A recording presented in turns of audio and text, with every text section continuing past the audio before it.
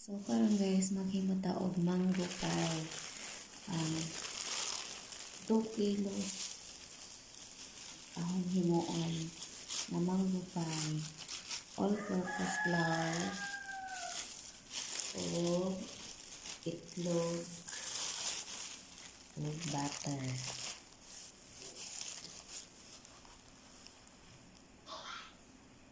Butter duha kakuan kay duha man sad ka kilo. Then itlog upat ka itlog atong ibutang guys. So mao na ni guys sa duha ka kilong all-purpose flour, duha ka butter ug di ay ka itlog akong nabutang ug usa ka kan ug tunga na ibap ug tulo ka kutsarang kalumit ug usa ka kutsarang vanilla. Dayon mao na ni guys gimasa maayo hangtod na mahamis. Karon ready na butangan og palaman. Guys, sa dili pa nato palamanan ato sang i-roll maayo ilapad. Nanglan jud ni siya kusog.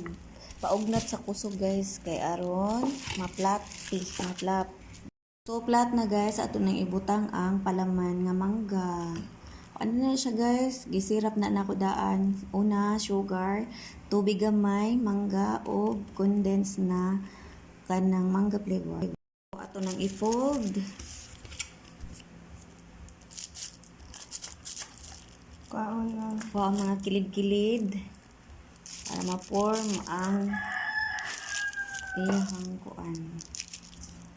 So, ingon ani na siya forma guys, pero ang final ana is kani.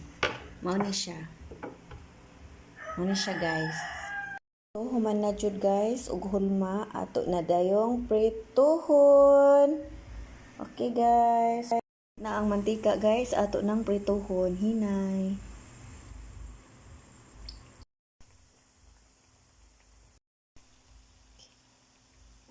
So, luto na guys. Ato nang kuhaon. Naluto na.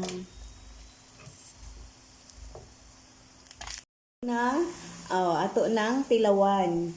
Dara. Mao ni guys. So, hiwain natin. Okay. So, pikasin na natin guys. Mao na ni ang sulod. Mao ni ang palaman. Lami kaayo. So delicious.